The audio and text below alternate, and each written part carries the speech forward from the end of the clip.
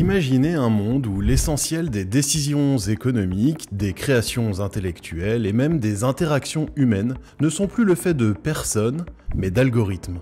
Un monde où des entreprises fonctionnent complètement sans employés, où des logiciels codent d'autres logiciels, où des IA rédigent des articles, conseillent des clients, négocient des contrats, dirigent des équipes et optimisent chaque processus sans la moindre intervention humaine. Un scénario de fiction, me direz-vous.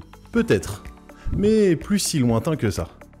Bienvenue dans la Chronique Tech, votre podcast vidéo où la technologie est explorée avec un regard critique, sans complaisance mais en conservant une admiration certaine pour le génie humain. Cette admiration qui nous fascine et nous pousse à nous dépasser au quotidien. La Chronique Tech, c'est quelques minutes tous les dimanches pour booster votre créativité et vous aider à comprendre la tech qui vous entoure.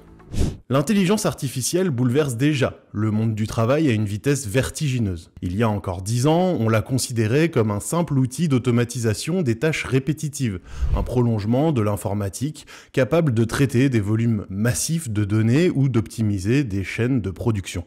Aujourd'hui, elle entre de plein pied dans le domaine de la création, de la prise de décision et de la stratégie. Commençons avec un exemple concret, celui du développement logiciel. Pendant des décennies, programmer nécessitait une expertise humaine approfondie, une compréhension fine des langages informatiques et une capacité d'abstraction considérable. Puis sont arrivés des outils comme GitHub Copilot, qui assistent le développeur en lui suggérant du code en temps réel. Mais depuis, ces IA ont encore franchi un cap. Elles sont désormais capables de générer des modules complets, de restructurer du code, de corriger des erreurs et même de proposer des architectures logicielles entières.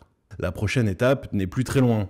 Un agent autonome capable de concevoir, coder, tester et déployer une application sans aucune intervention humaine. Cette automatisation ne touche pas uniquement la programmation. Les journalistes voient émerger des IA capables de rédiger des articles de presse, de produire des résumés d'événements ou de générer des rapports financiers en temps réel. Dans le secteur juridique, des algorithmes passent au crible des contrats, identifient des risques, rédigent des clauses adaptées en fonction de la jurisprudence. Les comptables, les analystes, les financiers, les gestionnaires de projets, tous constatent que leur expertise est de plus en plus remplacée par des écosystèmes intelligents.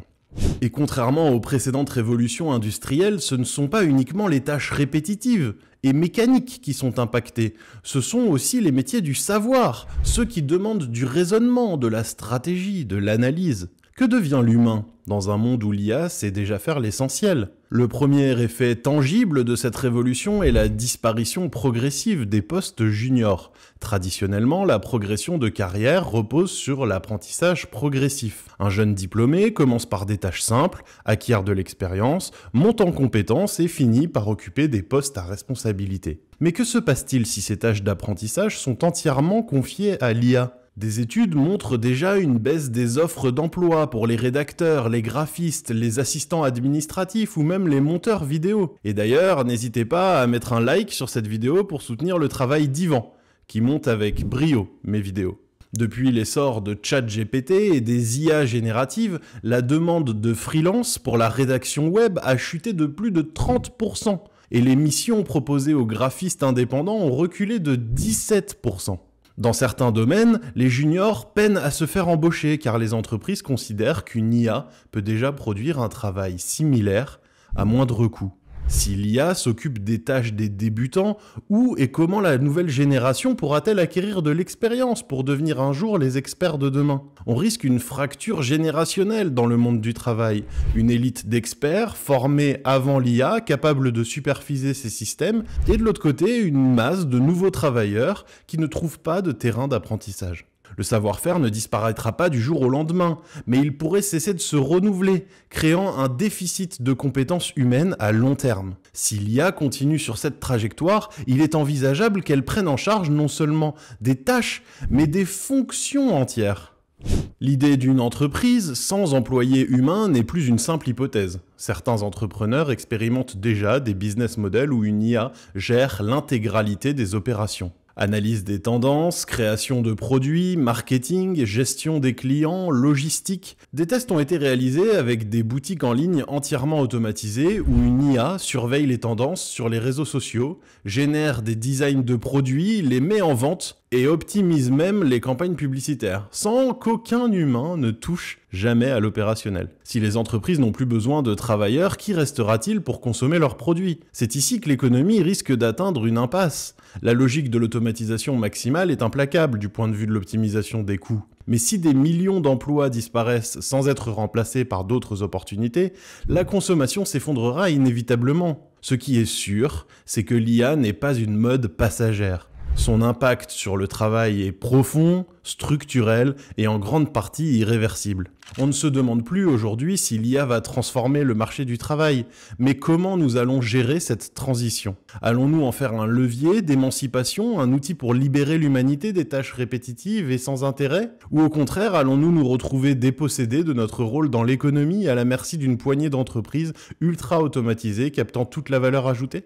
On le sait déjà, chaque révolution industrielle a détruit des emplois, mais en a aussi créé de nouveaux. Avons-nous le temps de nous adapter à cette mutation fulgurante? L'histoire du travail est une histoire de transformation.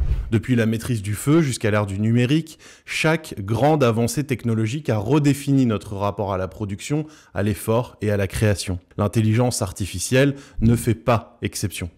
Mais ce qui est inédit aujourd'hui, c'est la nature même de cette mutation. Jusqu'ici, nos outils amplifiaient notre force physique ou notre rapidité d'exécution. Désormais, ils s'attaquent à notre capacité à penser, à créer et même à décider. Certains y verront un péril, le risque d'une société où nous serions relégués au rôle de spectateurs passifs d'un monde façonné par des algorithmes. D'autres y verront une opportunité, celle d'un âge où l'homme, affranchi des tâches répétitives et laborieuses, pourrait enfin se consacrer à ce qui fait l'essence de son génie, l'exploration, l'imagination et l'innovation. Si l'IA progresse, c'est parce que nous la nourrissons de nos données, de nos intentions, de nos ambitions. C'est donc à nous de décider si elle sera un simple miroir de notre monde actuel, avec ses inégalités, ses dérives et ses excès, ou si nous saurons en faire un levier pour construire un futur plus équilibré. Ce qui nous distingue des machines, ce n'est pas notre capacité à résoudre des problèmes ou à analyser des données, c'est notre capacité à rêver, à douter, à aimer, à donner du sens à ce que nous faisons. Que faire de ce pouvoir que nous avons créé? Car n'oublions pas que si l'IA façonne l'avenir du travail, c'est bien l'humain qui façonne l'avenir du monde. Merci d'avoir regardé la Chronique Tech. Nous vous incitons à nous laisser une note sur la plateforme sur laquelle vous nous regardez ou nous écoutez. Merci également de laisser un petit commentaire pour donner votre avis sur la vidéo. Laissez également un like et pensez à vous abonner pour ne pas rater la vidéo de dimanche prochain. À bientôt!